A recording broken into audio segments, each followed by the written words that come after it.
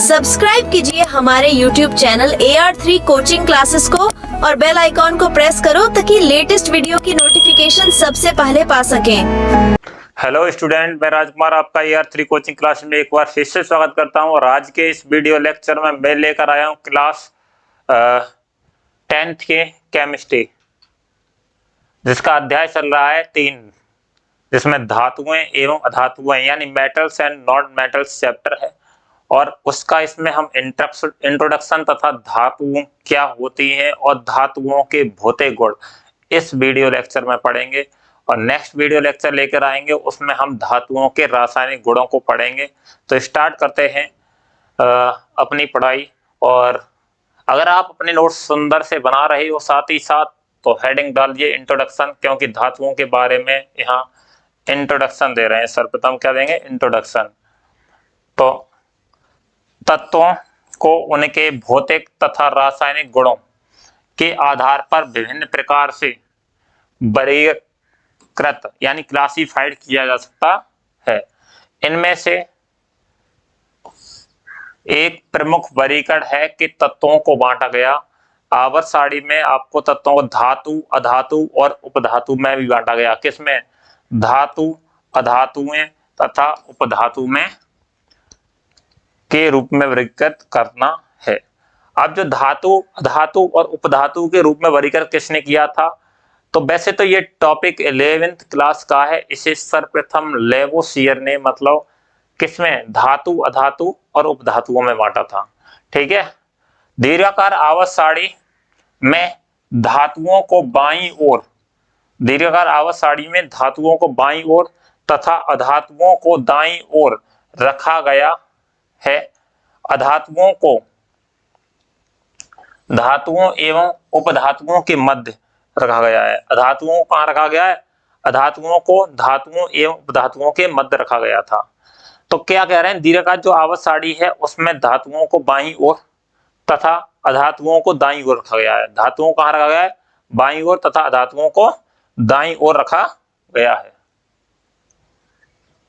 धातुओं को बाईं ओर तथा अधातुओं को दाईं ओर रखा गया है। जैसे आप देख सकते हो दीर्घाकार आवर्त सारणी, ये है आपका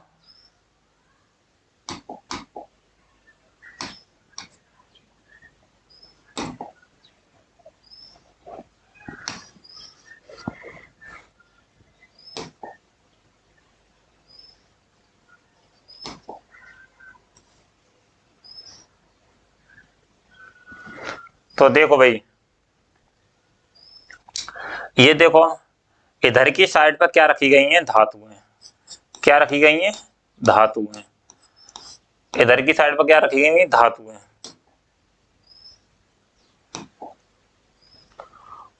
और इधर रखी गई हैं अधातुएं।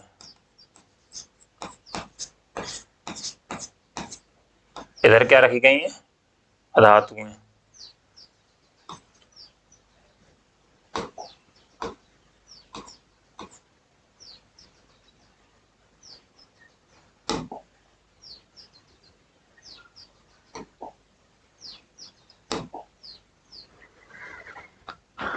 तो दीर्घाकार आवर्त सारणी में क्या तरह इधर धातुएं हैं।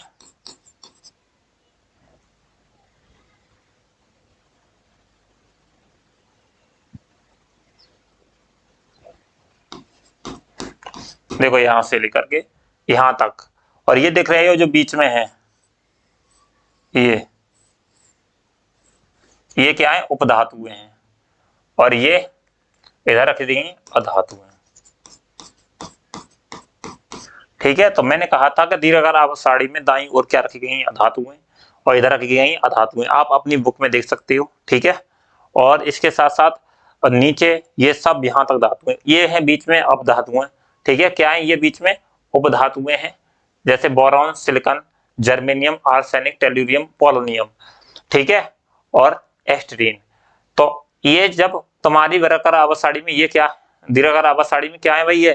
ये उपधातुएं, और इधर की साइड में जो भी दिख रही हैं तुम्हें ये अधातुएं हैं तथा इधर को सब क्या है? धातुएं हैं। अब हम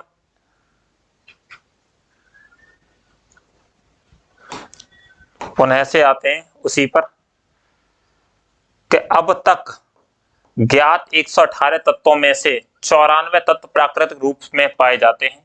कितने तत्व? 94 तत्व प्राकृतिक रूप में पाए जाते हैं। ठीक है, एवं 24 तत्व मानव निर्मित हैं अर्थात संश्लेषित किए गए हैं। तो प्राकृतिक रूप में या प्रकृति में, ठीक है, या प्राकृतिक रूप से पाए जाने वाले 94 तत्व हैं, जिसमें से 24 तत्व कैसे हैं? 24 तत्व मानव द्वारा संश्लेषित हैं या मानव द्वारा बनाए गए हैं या कृत्रिम रूप से बनाए गए हैं। इनमें से 91 तत्व धातु हैं। कितने तत्व हैं? 91 तत्व धातु हैं और 20 तत्व क्या है? अधातु हैं तथा 7 तत्व उपधातुएं हैं। 7 तत्व उपधातुएं, तो आवर्त सारणी में, दीर्घकाल आवर्त सारणी में मैंने तुम्हें बताया था 7 उपधातुएं होती हैं, 20 अधातुएं होती हैं और 91 तत्व कितने हैं? 91 तत्व धातुएं हैं। धातुएं क्या होती हैं? अब यहाँ पर हम पढ़ेंगे परिभाषा, तो बहुत इंपॉर्टेंट है, याद भी कर लेना अगर धातु किसे कहते हैं। तो धातु की ये जो परिभाषा है वो रासायनिक गुणों के आधार पर दी गई है। किसके आधार पर दी गई है? रासायनिक गुणों के आधार पर, कि वे तत्व जो इलेक्ट्रॉन त्याग कर धनायन बनाने की प्रवृत्ति रखते हैं धातु कहलाते हैं। क्या कहलाते हैं? धातु कहलाते हैं। अर्थात धातुएं विद्युत धनात्मक होती हैं, यानी इन पर धनावेश पाया जाता है। जैसे कि मैं बात करूं तो सोडियम, तो सोडियम में Na, पोटेशियम में K और मैग्नीशियम में Mg, ठीक है, और जिंक में Zn और आयरन में Fe और मरकरी Hg आदि। ये सब क्या है? तो sodium, potassium, magnesium, zinc, iron और मरकरी, ये सभी क्या है? धातुएं हैं। क्या है भाई? ये धातुएं हैं। अब जैसे मैंने कहा था यहाँ के वे तत्व जो इलेक्ट्रॉन त्याग कर धनायन बनाने की प्रवृत्ति रखते हैं, जैसे सोडियम है तो सोडियम इलेक्ट्रॉन त्याग, देखो सोडियम का परमाणु क्रमांक कितना होता है? 11। तो इसके भातम कोष में कितने इलेक्ट्रॉन होंगे? 2, 8, 10 हो गया और 1। इस तरह से आपने 9th क्लास में इलेक्ट्रॉन विन्यास रखना सीखा होगा। तो 2, 8, 1, यानी इसके भातम कोष में 1 है, तो ये 1 इलेक्ट्रॉन त्याग करके अपना अष्टक पूर्ण कर लेगी। तो 1 इलेक्ट्रॉन इसने त्याग दिया, 1 इलेक्ट्रॉन त्याग दिया और 1 इलेक्ट्रॉन त्यागा तो इस पर 1 आवेश आया।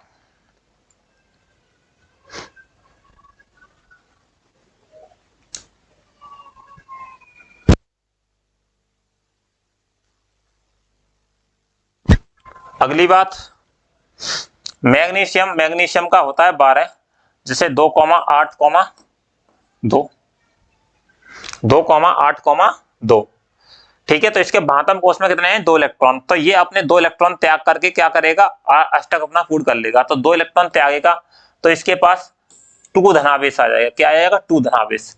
अर्थात धातुएं इलेक्ट्रॉन त्यागती क्यों है?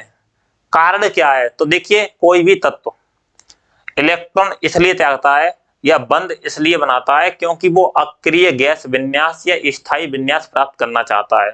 यानी वो अपने भातम कोष में अक्रिय गैसें होती हैं जो आवर्त सारणी में शून्य वर्ग में रखी गई हैं, ठीक है, अक्रिय गैस विन्यास प्राप्त करे।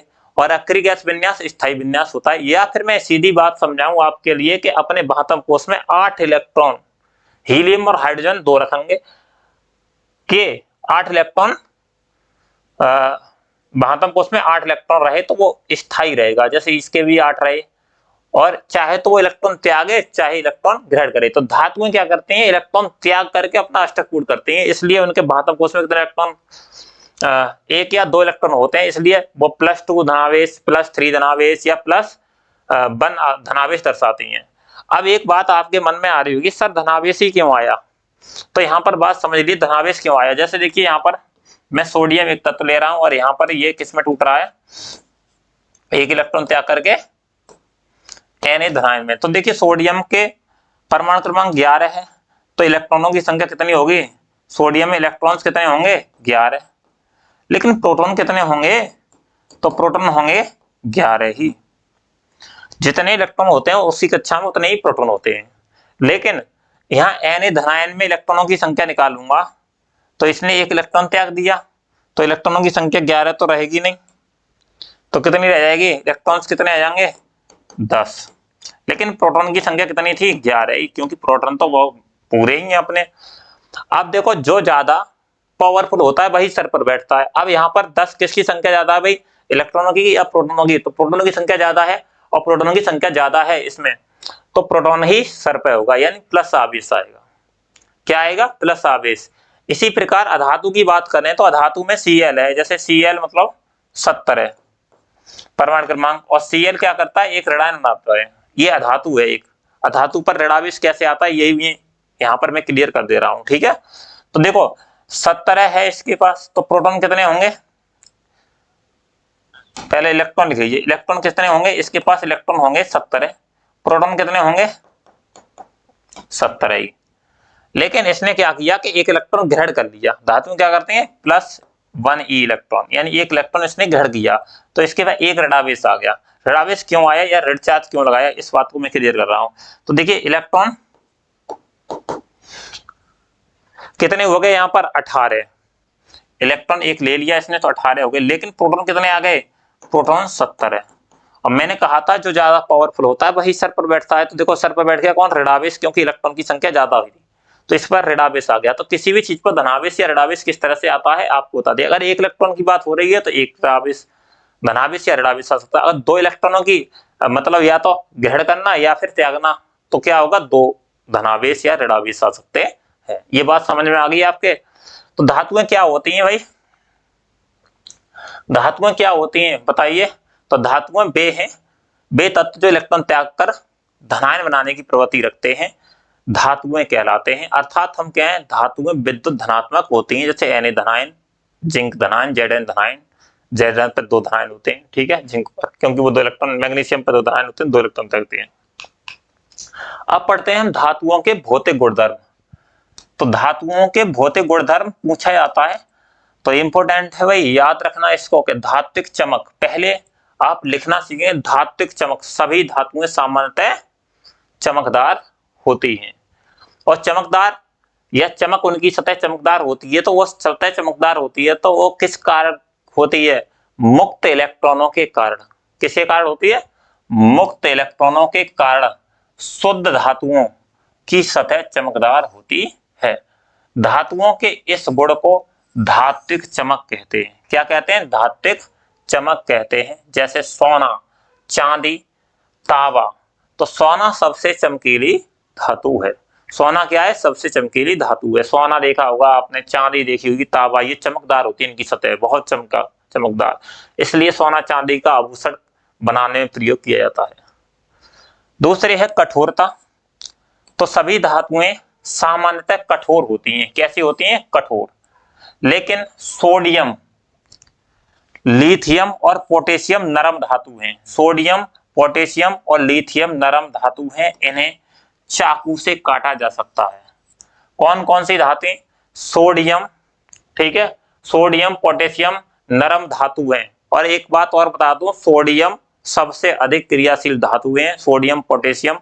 इनको जल में या वायु के संपर्क में आने पर विस्फोट उत्पन्न हो जाता है। तो ये प्रश्न पूछ सकता है तुमसे। तो सोडियम पोटेशियम सबसे नरम धातु हैं, क्योंकि सक्रियता श्रेणी में सबसे ऊपर रखी गई हैं और सबसे क्रियाशील धातु भी है। अगला है आघात वर्धनीयता यानी मेलिबिलिटी।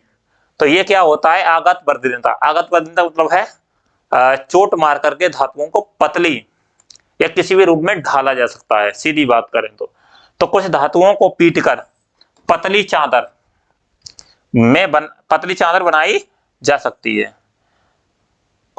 बनाई जा सकती है, ठीक है। तो कुछ धातुओं को पीटकर पतली चादर बनाई जा सकती है। धातुओं के इस गुण को आघात वर्धनीयता कहते हैं या आघात वर्धनीयता कहा जाता है। जैसे सोना तथा चांदी सबसे आघात वर्धनी धातु हैं। सोना तथा चांदी सबसे आघात वर्धनी धातु हैं और इसके अतिरिक्त कॉपर तथा एल्युमिनियम भी अत्यधिक आघात वर्धनी है। एल्युमिनियम भी कैसी है, अत्यधिक आघात वर्धनी है। तो सोना, चांदी बहुत ही आघात वर्धनीय धातु हैं। इनकी बहुत सारे फोल्ड बनाए जा सकते हैं 1 ग्राम सोने से, ठीक है। फोल्ड मतलब सतह या परतें। तन्यता, तन्यता का गुण डक्टिलिटी। तन्यता का मतलब है कि धातुओं के पतले तार या धातुओं को पतले तार के रूप में खींचने की क्षमता को तन्यता कहा जाता है। क्या कह दिया, धातुओं को पतले तारों के रूप में खींचने की क्षमता को, तारों के रूप में खींचने की क्षमता को क्या कहा जाता है? तन्यता कहा जाता है। सोना सबसे अधिक तन्य धातु है। ये इंपोर्टेंट लाइन लगा लेना, ये एनसीईआरटी में दे रखी है, बहुविकल्पी आपसे पूछ सकता है कि सोना सबसे अधिक तन्य धातु है और 1 ग्राम सोने से, 1 ग्राम सोने से कितना? 2 किलोमीटर लंबा, 2 किलोमीटर लंबा तार बनाया जा सकता है। 1 ग्राम सोना, 1 ग्राम तो आप समझते ही होंगे, 1 ग्राम सोने से 2 किलोमीटर लंबा तार बनाया जा सकता है। तो इसका मतलब सोना सबसे तन्य धातु है। दूसरी बात है ऊष्मा, ठीक है, इंपॉर्टेंट है। ऊष्मा तथा विद्युत की चालकता यानी थर्मल एंड इलेक्ट्रिकल कंडक्टिविटी। तो ऊष्मा तथा विद्युत की चालक होती हैं धातुएं। अधिकांशतः धातुएं विद्युत तथा ऊष्मा की सुचालक होती हैं। क्या होती हैं? विद्युत तथा ऊष्मा की सुचालक होती हैं, क्योंकि इनमें मुक्त इलेक्ट्रॉन पाए जाते हैं। इनमें मुक्त इलेक्ट्रॉन पाए जाते, कार्य दे दिया। अगर जिसमें मुक्त इलेक्ट्रॉन नहीं पाए जाएंगे तो वो विद्युत की सुचालक नहीं होगी, अर्थात उसमें विद्युत धारा प्रवाहित नहीं होगी। जिस पदार्थ में विद्युत धारा प्रवाहित होती है, ठीक है, जिस पदार्थ में विद्युत धारा प्रवाहित होती है उसमें मुक्त इलेक्ट्रॉन पाए जाते हैं। क्या लकड़ी में विद्युत धारा उत्पन्न हो सकती है? अरे हो सकती है, जब होगी जब उसमें मुक्त इलेक्ट्रॉन होंगे। तो क्या इसका मतलब है कि लकड़ी में इलेक्ट्रॉन होते नहीं है? हाँ, लकड़ी में इलेक्ट्रॉन तो होते हैं, यानी प्रत्येक पदार्थ में इलेक्ट्रॉन, प्रोटॉन, न्यूट्रॉन होते हैं, क्योंकि सभी परमाणुओं से मिलकर बने हैं। और परमाणु इकट्ठे होकर क्या बनाते हैं? अणु। और अणु ही तो अणु ही एक पदार्थ या द्रव्य का रूप ले लेता है। तो सभी जितने भी पदार्थ हैं उनमें इलेक्ट्रॉन, प्रोटॉन तो होते हैं, लेकिन बात है मुक्त इलेक्ट्रॉन। अगर जिसमें मुक्त इलेक्ट्रॉन पाए जाएंगे उसमें हीट या विद्युत की वो चालक होंगी, और जिसमें मुक्त इलेक्ट्रॉन नहीं पाए जाएंगे उसमें वो क्या होंगी? विद्युत के चालक नहीं होंगी। सिल्वर तथा कॉपर विद्युत के अच्छे सुचालक हैं। कौन? सिल्वर तथा कॉपर विद्युत के अच्छे सुचालक हैं, इसलिए इनके सिल्वर के और कॉपर के तार बनाए जाते हैं, यानी विद्युत धारा प्रवाहित करने के लिए। विभिन्न तत्वों की चालकता का क्रम क्या होता है? तो सबसे ज्यादा चालकता किसकी होती है? Ag की, उससे कम किसी कॉपर की, उससे कम एल्युमिनियम की। ठीक है, Ag, कॉपर, एल्युमिनियम, और ज्यादातर तार इन्हीं धातुओं के बनाए जाते हैं। अगला है लेड और मरकरी विद्युत की कुचालक होती हैं। याद रखें धातुएं हैं जो दो दे रखी हैं, एक तो लेड है यानी Pb और दूसरा मरकरी Hg। मरकरी द्रव अवस्था में पाई जाती है, ठीक है। तो लेड और मरकरी विद्युत की कुचालक होती है, इसमें विद्युत धारा प्रवाहित नहीं होती है। अगला है ध्वनिक। ध्वनिक मतलब सोनोरस। सामान्यतः धातुएं कठोर सतह के साथ टकराकर आवाज पैदा करती हैं या उत्पन्न करती हैं, ऐसी धातुएं सोनोरस कहलाती हैं। क्या कहलाती हैं? सामान्यतः धातु क्या होते हैं? किसी भी सतह से टकराकर, ठीक है, क्या करेंगे? आवाज उत्पन्न करती हैं। आवाज उत्पन्न करती हैं तो धातुओं के इस गुण को क्या कहते हैं? सोनोरस कहते हैं। ठीक है, जैसे स्कूल की घंटी धातु की बनी होती है। किसकी बनी होती है? धातु की। स्कूल की जो घंटी होती है वो धातु की बनी होती है। जैसे ही उसमें आप हथौड़ी मारते हैं तो आवाज करती है, ठीक है, या ध्वनि उत्पन्न करती है। अवस्था, 7वां गुण है अवस्था या स्टेट। तो धातुएं कमरे के ताप पर ठोस होती हैं। सामान्यतः धातुएं कमरे के ताप पर ठोस अवस्था में पाई जाती हैं, लेकिन अपवाद है एक मरकरी, जिसे पारा भी कहते हैं, एक ऐसी धातु है जो द्रव अवस्था में पाई जाती है। आपने देखा होगा कि डॉक्टर के थर्मामीटर में, ठीक है, जो धातु भरी होती है वो कौन सी भरी रहती है? पारा या मरकरी। जो पारा या मरकरी धातु है वो कैसी अवस्था में पाई जाती है? द्रव में। इसका संकेत क्या होता है? Hg। ठीक है, उसे चाहे पारा कह दें या मरकरी कह दें, बात एक ही है। तो ये थे हमारे धातुओं के भौतिक गुण। धातुओं के भौतिक गुण में हमने पहला पढ़ा था धात्विक चमक, दूसरा पढ़ा था कठोरता, और तीसरा आघात वर्धनीयता, और चौथा तन्यता, और पांचवा ऊष्मा तथा विद्युत की चालकता, और छठा ध्वनिक, और सातवां अवस्था। अब बात आती हुई कि कैसे पहचाने धातुओं, ये तो मालूम ही है आपको चालकता, क्योंकि विद्युत वायरों में तार प्रवाहित करो तो विद्युत धारा उत्पन्न हो जाती है। तो इसी के साथ ये वीडियो लेक्चर आपको नोट्स कर लेना चाहिए, और मिलते हैं आपके लिए नेक्स्ट वीडियो लेक्चर में। मैं लेकर आऊंगा धातुओं के रासायनिक गुण, जिसमें हम धातुएं कैसे रासायनिक अभिक्रियाएं करती हैं और रासायनिक अभिक्रियाएं करना आप भी सीख जाओगे, और किस किस तत्वों के साथ या किस किस के साथ धातुएं किस प्रकार से अभिक्रिया दर्शाती हैं। बहुत ही इंपॉर्टेंट और बहुत ही अच्छा टॉपिक है, तो ध्यानपूर्वक आप पढ़ना। मिलते हैं नेक्स्ट लेक्चर में।